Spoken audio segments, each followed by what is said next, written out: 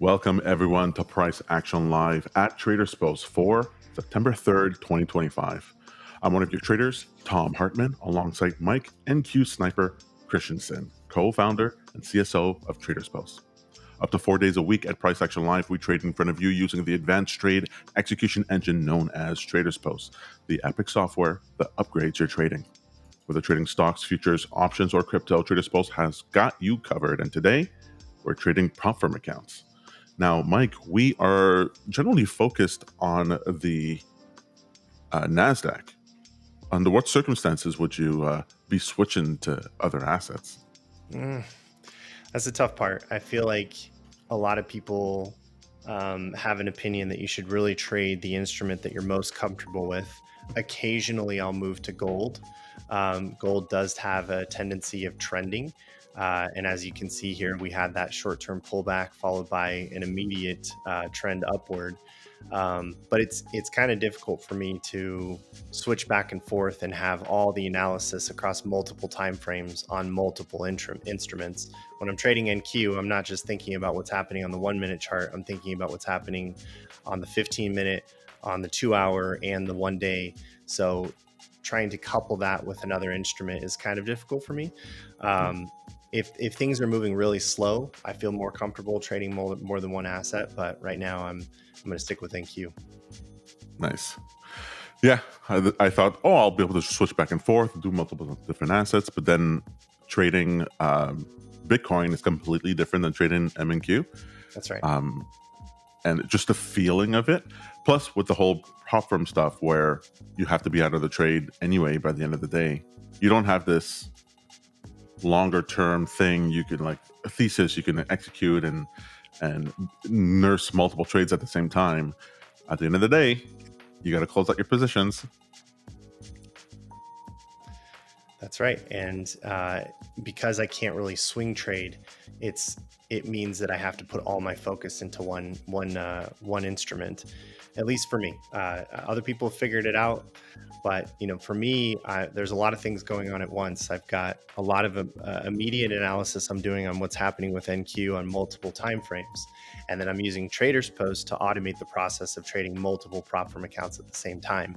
I know people out there that can really only trade one instrument and then try to trade multiple accounts at the same time by switching between the windows, which I find to be insane. I don't know how anybody does that. Yeah. But being able to automate it through TradersPost is the biggest advantage I have here is multiple accounts at different position sizes. I have different risk management settings for each account. So I don't have to think about any of that. I just think about the trade on NQ. That's fun. That's right, folks. We are tying together multiple different prop firm accounts and sending a signal from TradingView to all of them all at once using TradersPost. I've mentioned this before, and I'll mention it again. When I'm using it, it feels like when I'm using TradersPost and then my signals are going through there, I never have to think about it again. I set up my strategy and subscriptions. I make sure they're turned on to make sure that my signals go through. I have all my different settings set up for the different accounts. So I can experiment with different type of risk tolerances, different types of, one could only be long, another one could only be short. There could be different ways I could set that up. And once it's done, I never think about it until the next time I want to go and tick around with something. Feels pretty good. Mm-hmm. Well, we are 9 minutes away from open, but the markets have decided, hey, why wait? Let's just go ahead and make big moves, which is what we've seen now. We had a complete reversal of the 1.7% down from the highs of overnight session yesterday to now up 2% or whatever. Yeah.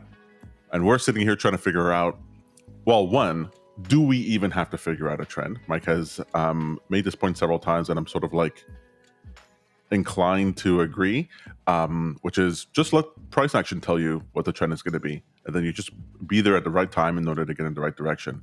But there's part of me that's I hate trading in two different directions at the same time, and I'd rather just pick what my trend is and be wrong than to switch. Yeah, I have to let price action tell me what the bias is, and I use VWAP as my confirmation. You know, if we start posting above VWAP, it should be bullish. If we start going below VWAP, it should be bearish. But as we saw in yesterday's session, that can totally flip the other direction. You've got a chance to make a small amount of profit in this zone heading upward. And then if you're able to quickly reverse your position, you can make a little bit of profit to this side. But watching how price action starts to reverse at support and resistance zones, specifically where this white dashed line is, that's the S1 line on the higher time frame. That was obviously a support zone that buyers were willing to show up at. And I was able to carry some of this trade up to the upside, but I basically scalped the rest of the session after our stream ended. I didn't carry this whole trade all the way through. I definitely wish I would have. That would have been a pretty good one. But you know, most of the time I'm looking to take a position from the open. So if the trend doesn't establish until later in the day, that just really kind of screws me for the rest of the day. That's right. And what I've been finding is that, well, I say this like I'm some grizzled, seasoned prop firm trader, but oftentimes that trend doesn't happen until, let's say, 11, 12 o'clock, Sure. and that the opportunity in the open is just all that volume. You get if you put trend away and you're just like, let me just get in, get out, get my scalp in, you can get some pretty serious, some good trades in there. Yep. And that's sort of like, I'm gonna try to make that my strategy today. I just want to see what that dip in, dip out thing is like. Because sitting there with the trend on, just trying to pick, okay, it's gonna break out to the top side, and now we're gonna go up for the rest of the day. It's too painful. It's too hard. So one of the things that I'm going to pay attention to today is the fact that we are above the electronic VWAP. We're above the weekly VWAP as well. And obviously there's now a new trend that started to form from yesterday's session off of that major support line at 23,000. The options market had an expected range today between 23,100 and 23,356, which is a little, pretty interesting because we've actually already exceeded the top end of their expected move. But they're saying that the expected move is about 0.54%. I'm going to use that as a guide today to expect that the market's not going to move a ton today.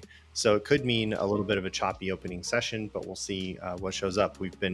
I've been wrong about that before, where I think, what was it, last Friday, the expected move was really small, and then volatility just showed up out of nowhere, and I missed the short sell that entire open. I managed to do okay just from scalping. Yeah, market down, vol down, market up, vol up, which is usually that the low volatility in that sense can actually exacerbate the move, because people aren't protected to the downside, and protected in the sense of they might have options contracts, but they're not paying off because the volatility is one of the main components for the pricing of the options contract. So imagine sitting there with and you think that the market's going to go down and my puts are going to be paying out this amount, but then it isn't. Well, then now you have to sell the underlying. You can't just sit there anymore just waiting for it. And so that you sell it, the price goes down, and then still the volatility is down. So it's a vicious cycle until you get to the end of the move, which is pretty interesting. I had never seen market down, vol down until, I guess it has to do with the structures of the market, like the dynamics of the market in the option space, and it started increasing because of the zero DT options, where people are expecting these types of payouts and they're just not getting it. Right. It's been pretty fascinating.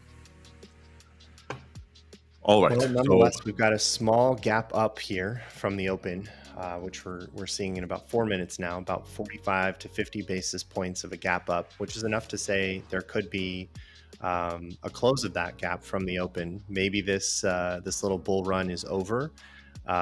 It's right now, at least on the 2-hour chart, touching the 55 EMA, and if that reverses from here and closes below the short-term EMA, I would expect we may see another push down to the 23,000 line. But I think we're opening up here right in between this S1 level. I'm going to move this up actually. This is S1 at 23,352, and then S2 would now be at the 23,000 level. So if that's the case, we're kind of right in the middle between S1 and R1 again. And I hate being in this spot because I like to be at the extremes. Anytime we're in the middle, I have to end up feeling very neutral about the open. And as you said earlier, Tom, it's tough to trade when you feel neutral about direction. Yep. So here I want to show something. I wanted to try this out where I have one of my indicators that prints fairly reliable high and low signals, like when momentum has flagged a bit. And I'm just interested to see what happens if I send a signal as soon as that happens. So as soon as the momentum for the high happens, I'm going to set a sell order here. But I want it to happen if the price retraces to the open of that candle. And then on the low, I want to set an order to fire if we get to the close of that candle. Actually, to the open of that candle as well. But I want to, actually, now that I'm thinking about it, I have to set here a limit order. So let me set a limit order. Yeah, and as a reminder, we've had this comment in social media as well as support recently. Some people are under the impression that you can't set limit orders with TradersPost, but nothing could be further from the truth. You can set that in your strategy settings to set a limit order with the broker, or you can set it within your JSON message. So it is very possible to set limit orders and market orders with TradersPost. You can set your limit order entry. You could do market exit. You can do market entry, limit exit.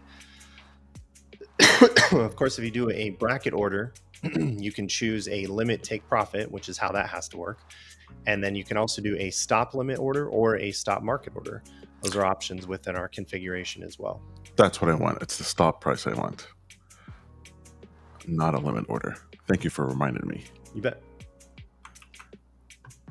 Okay, about a minute to the open here. I'm watching price action on the tick chart. I got a new chart I'm experimenting with here that is keeping track of what's happening on the order book. Now that TradingView has gives you access to bid ask, I can get some additional data out of the top of the order book on level 1 that I didn't really have before, but you have to be on the pro level to get this data.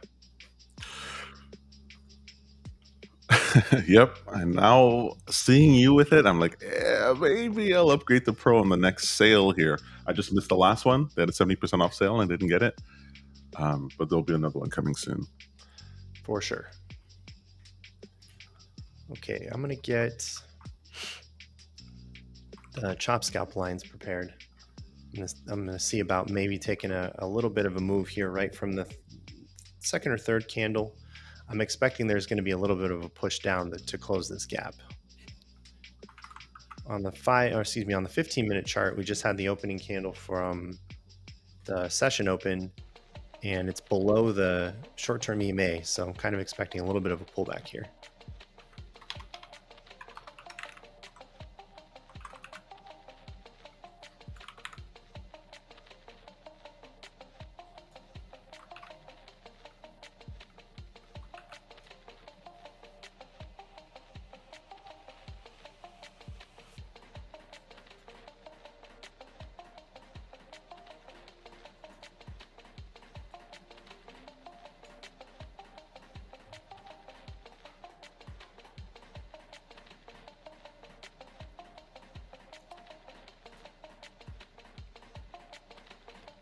All right, we'll give it a try. So I put a small $40 scalp on, and it's done. That was quick. So there's a little bit of slippage on that one. I ended up only picking up $24 in profit on each of those accounts. Peter asks, is the checklist done? Tom, did you run through your checklist?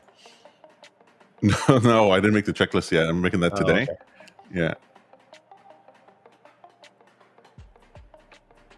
Well, look at that sell off. Oh, yeah, that was a gap, though. Not a huge gap to sell or to fill, and volatility's not terribly high this morning. ATR is coming in at 43, 2x of ATR. So it looks like that gap is going to get filled. and we're coming back to the S1 line.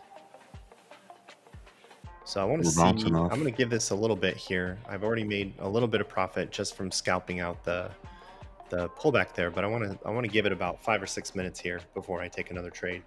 And I'll start to establish a long or short depending on where the market wants to go. Oh, that's what's happening. I'm getting the congestion, but my orders are firing anyway. Really? Oh no, I'm seeing it here. I just don't have the notification on. Okay, we're good.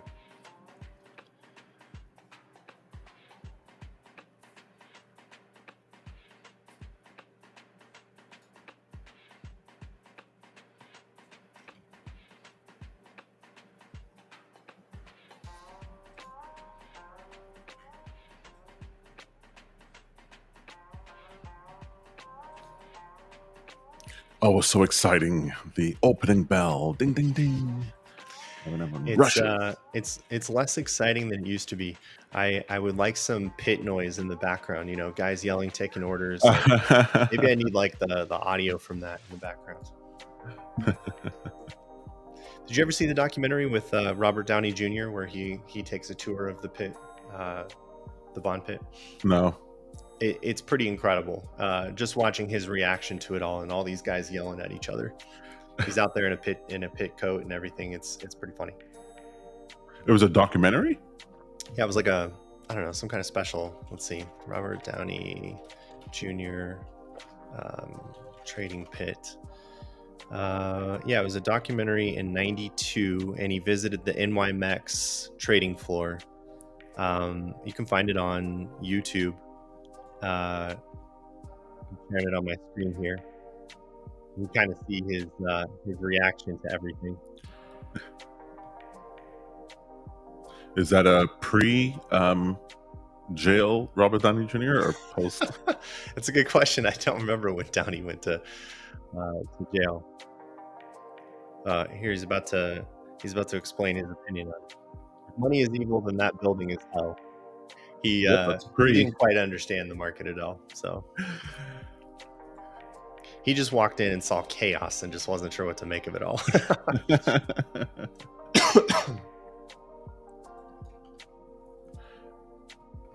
It's so funny. The you think of. Sorry, go ahead. I was just gonna say, I'm glad I waited it out here. There's a little bit of congestion around VWAP here, or consolidation around VWAP, and I want to see how this is going to continue to form.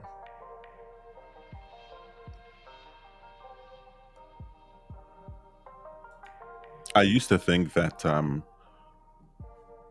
all market participants, or like anyone who's trading in the markets or participating in the markets, that they're all geniuses.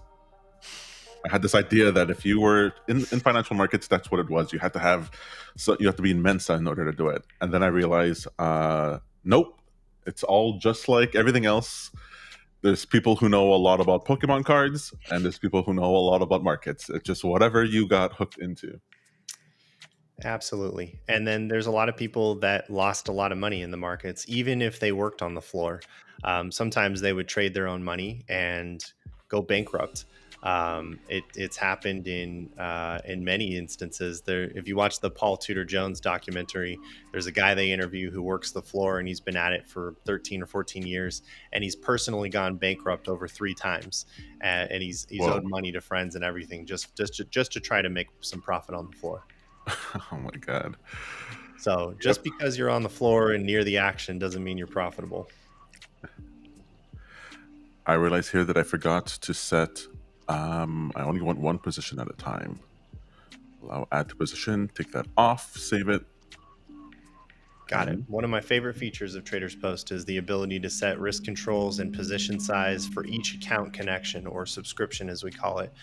And that makes it possible to just kind of size your account differently depending on where it's at. Maybe you've got a $150,000 account and you can size a little higher. Maybe you've got less drawdown available in one account and you want to size a little smaller.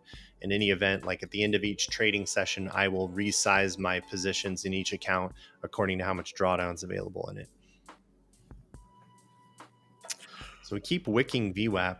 I want to say it's kind of bearish, but again, it could just bounce right off of S1 at 356. Right. So there's not a ton of room to go here.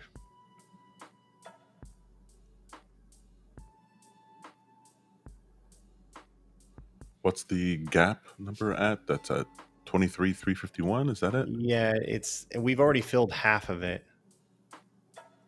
I'll give it a try. I'm going to go ahead and open a short leg here, and I want to see how far we go. Come on, TradingView. Took a little bit of slippage from that delay.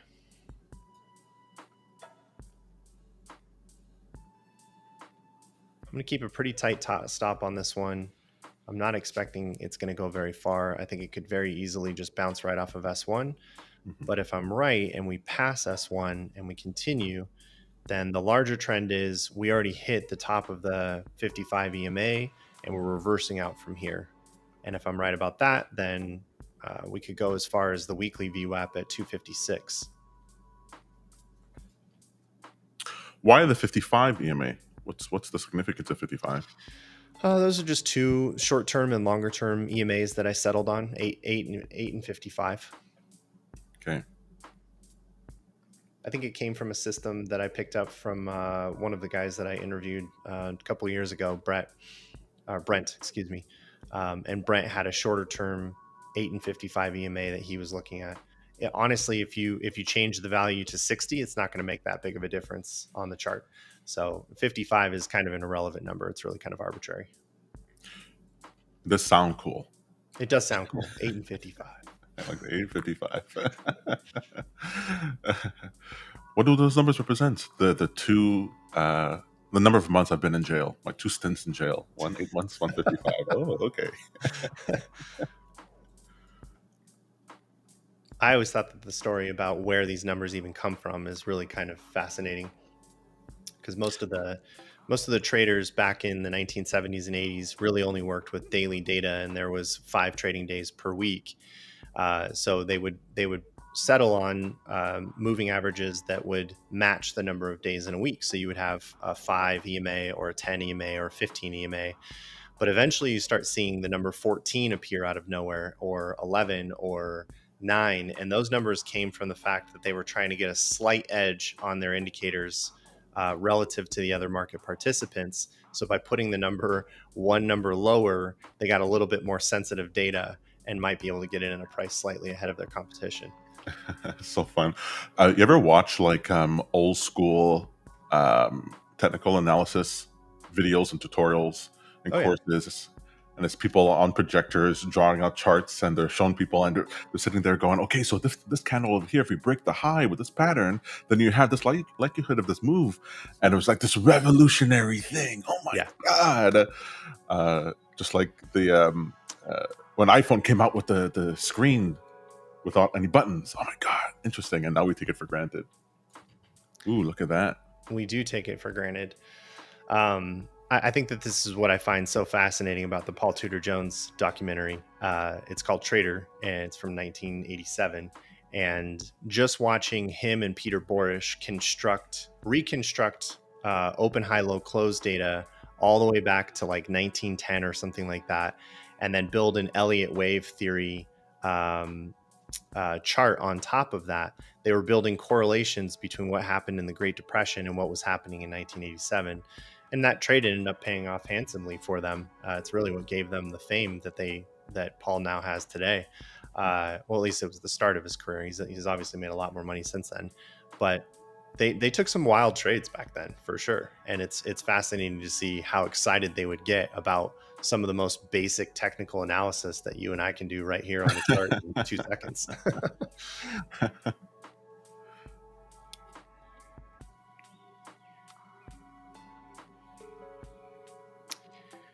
I was hoping that we could break away from this, but there's still some consolidation here. On the 5-minute, I'm showing buy signals, but I'm just surprised how weak this has been. This bounce at VWAP. Yeah, so this is my new order book indicator, and I'm gonna try to pay attention to what's happening here too.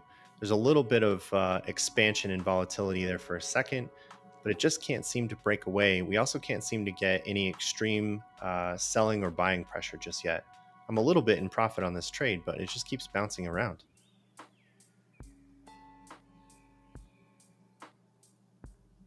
Well, we are oversold on the 15 minutes, so All right. see Well, if that's that gives you what you need.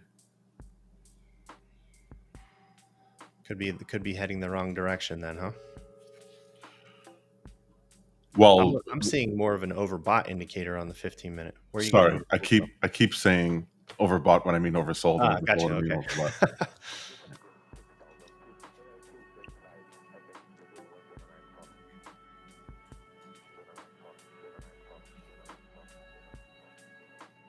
And the one downside of doing the order book analysis on this other chart here is you guys can't hear it, but my fans start going crazy with my graphics card because there's just so much data coming in. I really That's how you know you're a real trader. I got to get Bookmap installed. I think it's much more efficient than trying to construct this on the TradingView. Isn't Bookmap like some crazy amount per month or whatever? No, it's not that bad. They now offer monthly pricing. It's like 90 or $100 a month. I see. It's not terrible. I think they even offer a lifetime license of $1,900, which also, if you're a trader for 2 or 3 more years, then that's a worthy investment. Right. If you're going to use it every day.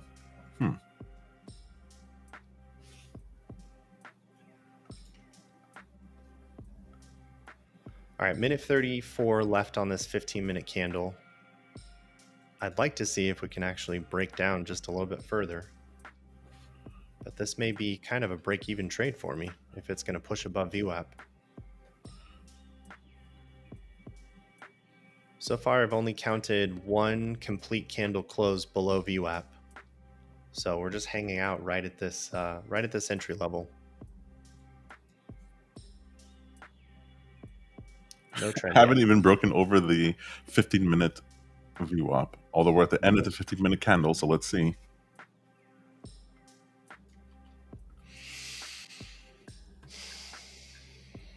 Mike, any chance you have that volume thing where it's too loud or there's noise in the background? I'm just trying to... No noise in the background. Are you having a hard time hearing me? Am I choppy or something? No, Peter saying that I'm too loud, but I don't know how to... You're too loud. Yeah.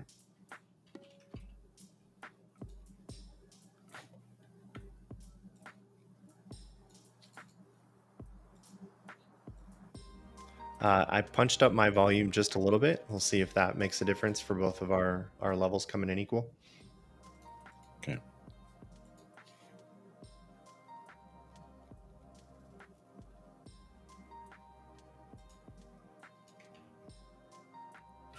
This is interesting, sitting here waiting for my indicator to go ahead and fire.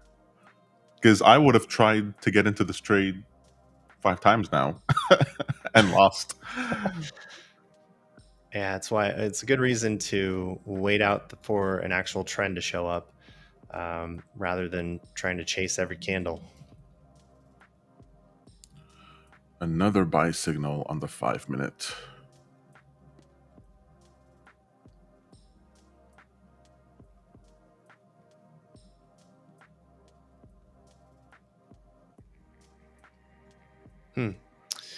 Okay, it looks like it's going to try to push above VWAP, and I'm going to have to take a small L on this trade. It was a good reason to only take one leg on that. But I want to see, given how much congestion we see from the open here and the consolidation here, I really want to kind of see a close above VWAP before I'm ready to get out. Good point. just reverse that 1-minute candle. Exactly. It's still looking kind of bearish on the 15-minute chart here. We're closing below that short-term EMA. There's a little bit of support on the moving averages, but we were already coming out of overbought territory. I don't know. It just feels like I could get a little bit of a move out of this to the downside. Agreed.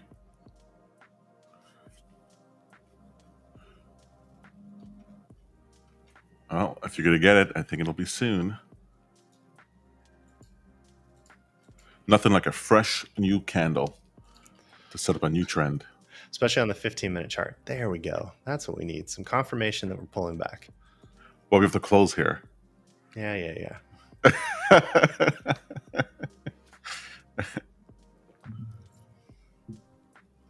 Well, my 1-minute trend switched to bearish. 5 minutes bearish. 15-minute bearish. All right, well, let's see. Nope, 15-minute neutral.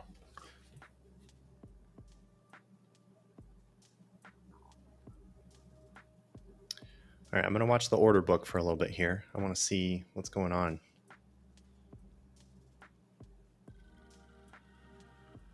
So higher highs there means bullishness. Yeah, I'm seeing the higher highs.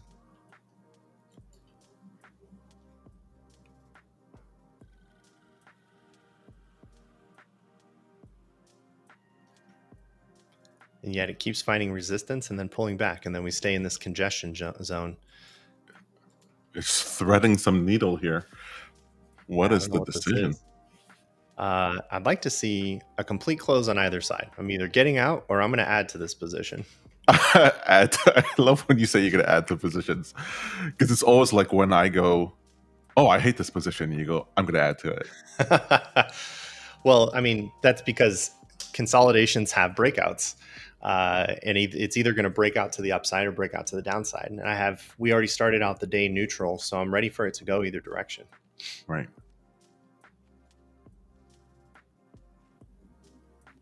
The other day, I thought I was going to be real clever. I was like, okay, I'll step away from my computer, at night, and I'm going to set up different levels on the charts, and you sort of plan out what the 8-ball corner pocket sort of thing. I just plan out the whole trade, and it's going to open here, it'll flip over here. If this doesn't work, and this will happen, and I set up all the different lines and all the different alerts and everything like that on the chart. And I got back, and when I opened it up in the morning, the worst possible path happened, where all the trades got liquidated, like all the trades got stopped out, and yet the trend overall was still fine. That's the worst. You're like, oh my god. I've had that happen a couple of times with my scalping techniques, where each of the scalps are in the right direction, but each one got stopped out because of volatility. You got a 1-minute close below VWAP. There's nothing worse than being right and still losing. Yes, that's so, oh god, that's so bad.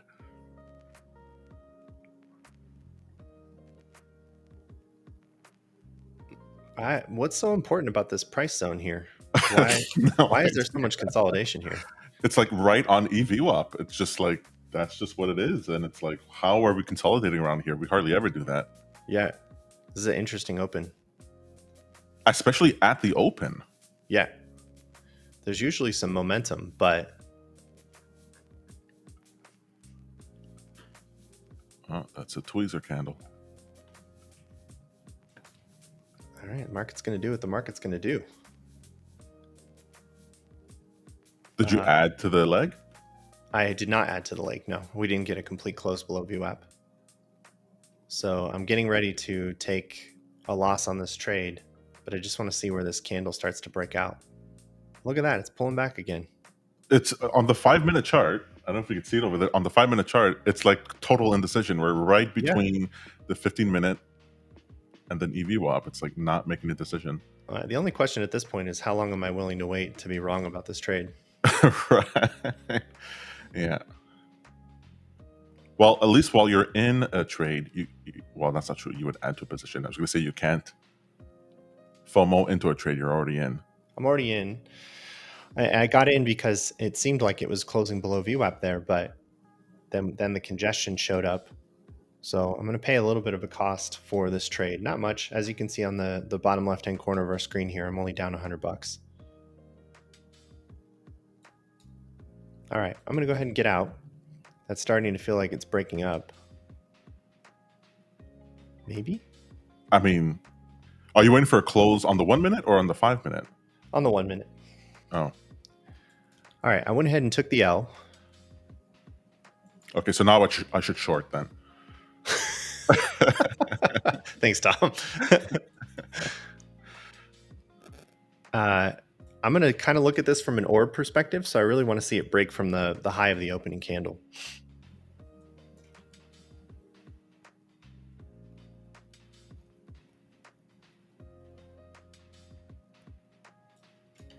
Well, I guess that buy signal on the 15-minute was right this time.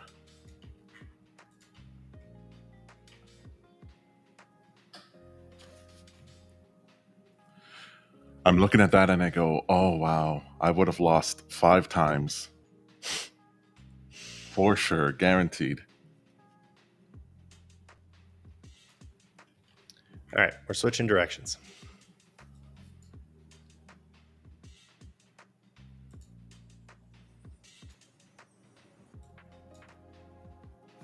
Well, the nearest weekly unmitigated VWAP level is 23,562. Oh, I got a short signal on the 1 minute. Of course you did. Well, so now I am short. Let's see how this goes.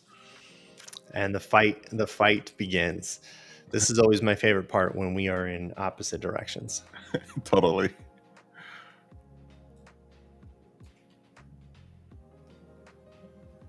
I still don't like it. I want to see more momentum here. What's happening? All my trades here from my indicator are all counter trend. They're all for just small pullbacks in a given trend. And we're still in this weird consolidation zone. We didn't break the high of the opening candle yet either. No. We're above VWAP, and we've had 3 candles close above VWAP now, but I want to see some momentum now.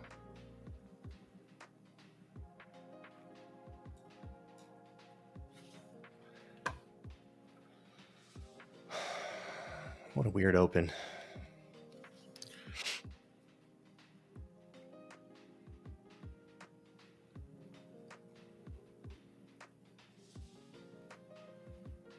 Well, of the 4 trades that my indicator made, 3 of them are profitable. That's not bad. It's better than my regular odds. Good morning, Chris. Oh, before Aventura Trader, I'd even see. Yes. Good morning, AV. Nice to have you here. Yep, we have JOLTS in 7 minutes. Good call. I think the forecast for JOLTS was 7.4 million. So let's see if we've got either an increase or a decrease in job openings. All right, my scalp is done. JOLTS, you said it was 7 minutes. Okay, yeah. 5 minutes, yeah. All right, well, now you're long. My work is, my trade got exited. I'm long in the consolidation zone. Not good. Fortunately, I've been pretty careful with my position sizes. Well, given the fact that we had GDP at 3.3% and inflation right on target without any expectations, I wonder if the JOLTS number will be good. I'm going to go with good. I'm going to go with bad. I'm going to go with maybe good, but market still doesn't like it. All right. It just feels this is weird. It's weak momentum. We're still not out of this consolidation range either.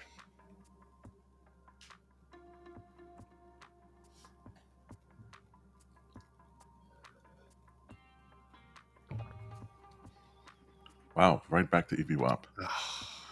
Darn. Okay, I'm taking the exit. I really need to get this out of this range. What was on those last 2 minute candles on the 15 minute? Peter asks, what means JOLTS? It is the Job Openings and Labor Turnover Survey. It's basically a survey that the BLS does, giving some of the job openings, hires, and separations and layoffs and other types of reports that come in from businesses that participate in the survey. Unfortunately, and as we've seen over time, when it comes to employment data from the BLS, the participation rate is lower and lower over time. We need more businesses involving themselves in that participation so that they can extrapolate the data more accurately. And that's been partly why there have been fairly large revisions, because survey data comes in later than they would like, and they've had to make estimates on the employment data from what little participation they get. So the more participation there is, the better our employment data is. My problem with the employment data is that if you calculate the unemployment rate like they used to in the past, we're at something like 25% unemployment rate, or I think even more than that, because people are finding other ways of generating income. they're dropping out of the traditional markets. Yeah, So we've been shifting to a gig economy for like the last 15 years now. yeah, and so the numbers are not really reflecting what we're actually seeing on the ground. Well, I don't think that's true because it also represents the number of unemployment claims too. So if you're self-employed and you're in gig work, you can't get unemployment because you have meaningful income. So the number of unemployment claims would still be higher if gig work wasn't working. Right? It depends how people are reporting their gig work. I think there's a lot of people not You reporting. think people are not reporting their Yes, gig income, even though that's 1099 income. Like it'd be pretty hard for them to get away with not reporting that. I think they are though. Yeah. I think the amount of people who've dropped out of the traditional economy is way higher than we think. Possibly. Way higher. Yeah. I don't know if I've never actually studied that part, so I'd be interested to learn more. But I stopped tracking it after I realized, well, the markets don't care. The markets care what the numbers are because they're just looking at their left and their right, trying to see what other people are going to be doing. And so, all right, there's no point in what the true number is. Okay, are we going to break out of this range? What's happening here, Tom? It looks like you should have held on to that short. No kidding. Oh God. Well, I got out of the long. I'm ready to go Right. short again. I'm always willing to switch sides. I just don't like doing it a lot. Right. So I see the orb now, and I'm looking for a break of 23,363.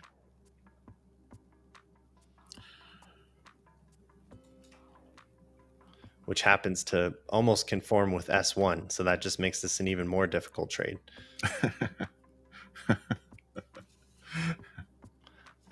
At this point, I'd prefer the uptrend rather than the downtrend because the uptrend has a higher risk reward ratio than the downtrend does. You're absolutely correct. That is absolutely true. In moments like these, I like to. There's a chess streamer that I follow called Witty Alien, and he has this this line. He says, "The best move is to resign." The best move is to resign. That's the top engine move, resign. And that's how I feel sometimes when the market just like beating me up. Best move is to resign. Just don't do anything.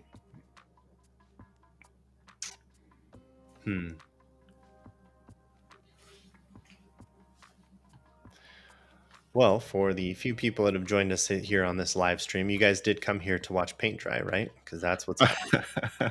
Well, in about 15 seconds, paint's going to be fully dried. Yeah, let's see how this 15-minute candle closes. 10 seconds until fireworks. Gold is also sideways at the moment. The only thing moving is oil at the moment. That would have been a good short. Oh, oil's down. Yep, oil's heading down. Overall trend is within that range, but we're not at oil price extremes yet. JOLTS number is below expectation, but barely. So 48. nothing happened. Nothing happened on the chart. What did JOLTS come in at? 7.1. 7.1. Got it. So it made no difference to the charts. No news. Nothing. Market said meh. Well, the potential for bad news is off the thing, so maybe we're off to the races. Okay, now this is forming above VWAP and above EVWAP. This candle just opened above. I want to pay attention here, and I might be trying to get long again. But I'm just going to wait now because I've already made 2 mistakes. Right. I'm still bearish on the 15, bearish on the 5, and now neutral on the 1. So if there's going to be a trend change, there's a perfect setup for that.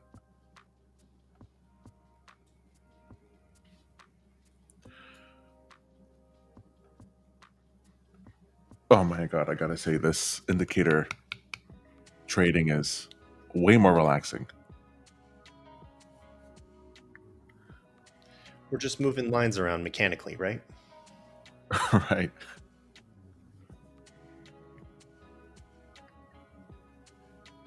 Okay, I like the size of that candle. Yeah. Some decent volume there as well.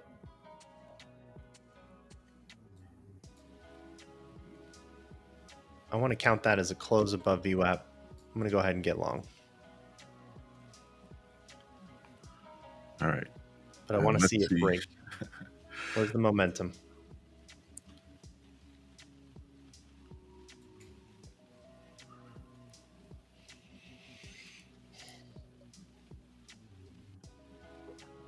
I'm very excited today to prepare those indicators we talked about for prop firm trading for tomorrow. I had made this. I don't know if you saw this blueprint. I had made this system where I was like, instead of like reinventing the wheel every single time, let me just feed a whole Claude Code project, all the documentation, all the rules, past indicators, the whole thing. Have a whole setup so that it can just generate the tools that I need faster. And it feels like magic. Just you get the idea out and toss it in there, and hey, here's your indicator. Like, oh my god, that's so great. Yeah, especially if you can give it better documentation on V6. I still get hallucinations from ChatGPT on V6 where it tries to use functions that don't exist. Yeah, so I gave it the entire functions reference. Right. But the most useful thing is the more indicators that I create, the more of those are also accessible to Claude. And so it gets better and better and better as it makes more indicators. Plus, if you comment, you make sure that it always comments out the code. It remembers the nuances every single time you create a new one. So I just absolutely love it. Dollar is suddenly falling hard. So the dollar that dollar move up was so annoying. It was exactly back in consolidation. I hate this. When the dollar's sideways, oh my god, it's just not a good time. All right, so NQ is drifting outside of our opening range. There we go. That's the momentum I was hoping for. All right, a little bit more volume behind it, and I'd feel a lot more comfortable with this long. Yep, agreed, Chris. Chris says pre-market low was held like longs. Needs some structure to form. Totally agreed. We've got an overnight high to break as well, which is at 457.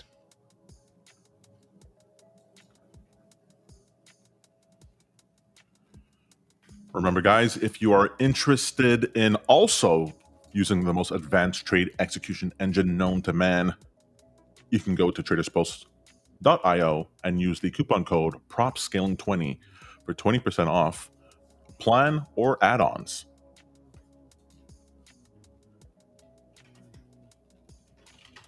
Oh. Yeah, and I did the math on our offer here with the starter plan, which is $49 a month, with 20% off. You get that at $39.20 a month. And then if you wanted to add up to 46 more paper accounts for 50 total, those come in at $4 a piece. So that's $184. Plus the $39.20, it's about $223 a month to manage 50 accounts on TradersPost, which isn't too bad if you're trading that many accounts. It's a ton. Short signal just happened for me. Interesting. Okay. But that's, again, I'm just doing pullbacks in a trend. Yep. I don't like this breakout. It's not very strong. No. It actually hit right here at the 15-minute VWAP level, but it's holding above the 15-minute VWAP. So yeah, and I see it holding above some of the 15-minute EMAs and the SMA as well. I like the structure of this. We found some support here. We're sort of pushing a little above S1, but it's the S1 band I care about. So it seems like overnight and the early morning or the opening session here found support at the 350 line, 350, 356, 360, whichever number you care to call it at. And if this is support, we just need to find some momentum now. Again, I like the upside of this trade. If this breaks some of these short-term resistance areas, then we've got a lot of room to the upside all the way up to 612.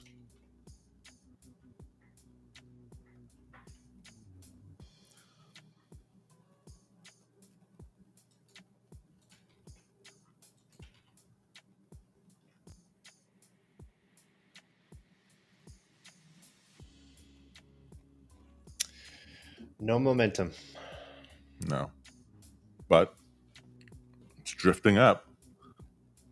Yeah, yesterday was a drift day too. I don't like drift days.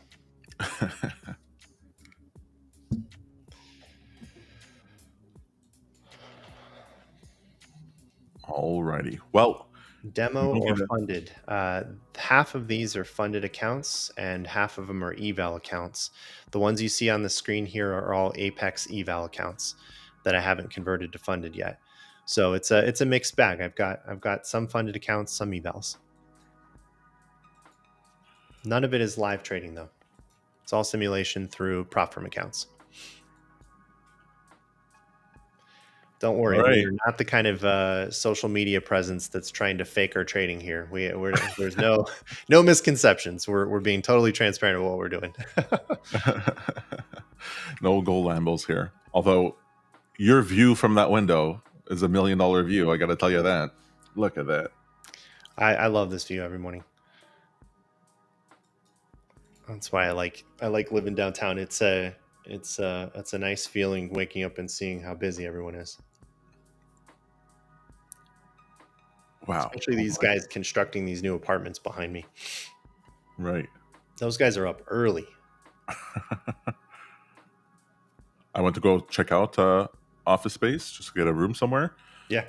I could only find places with no windows.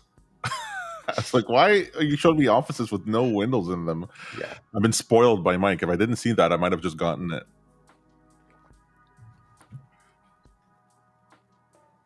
Yeah, I started looking at other places too. There's another place that's closer to the Platte River that I think looks pretty amazing. What's your commute to the office? How long is it? 22 seconds. Oh, really? Okay. This is where I live there, Tom. I see. Yeah.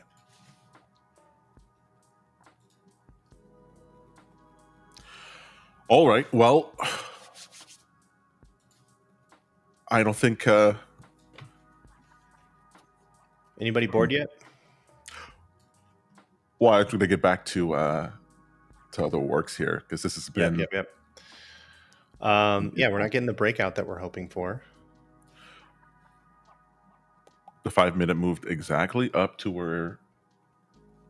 God, I love these 15-minute levels. Wait, is this that 50-minute level? That's not a 50-minute one. That is a daily. Is it a daily? Nope, 2 hour. There it is. From here, 1.5. Oh, I see. Normally I would be shorting soon. I'd either be shorting from 23,481 or 23,566. So I guess you still short have more from upside. 481. I mean, I would try, but the real short is at 23,568. While we were talking there, it looked like it was about ready to break the overnight high. Yeah. It's chugging along. Yeah, it's just really slow. I think I'm going to hold. I've attached a trailing stop exit. For those watching, one way that you can exit is not necessarily just through lines alone. You can also attach other indicators. One of my favorite indicators on TradingView, let me make my font size a little bit smaller or larger for you guys, is the trailing stop alerts made by Zen and the Art of Trading. And the trailing stop alerts actually allow you to create a long or short trail type, and you can have it look back a number of bars, set the ATR length, and then the ATR multiplier.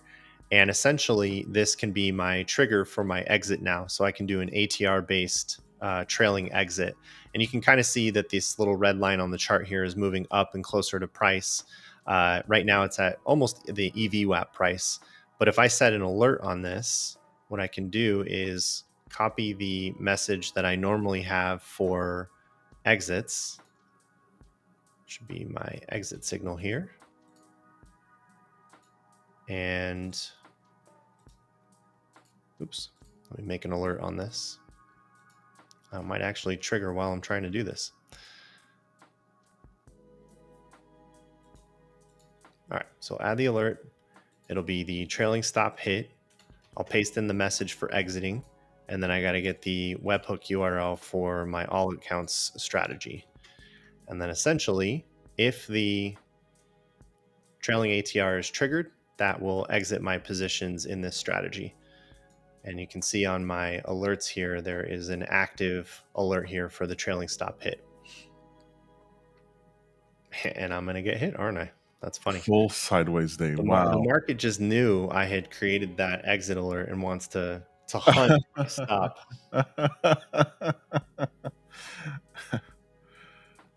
Right back to support. Wow.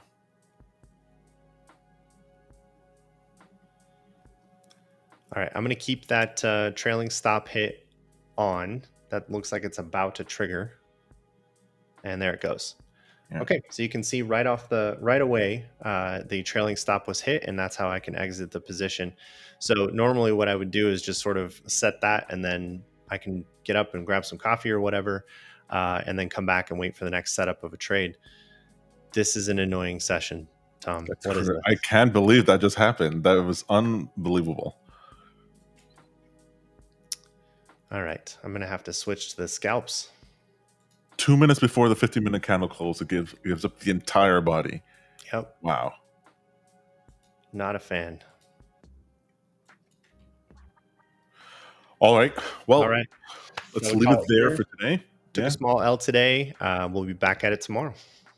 Awesome. And as always, we wish you happy trading. Cheers, everyone.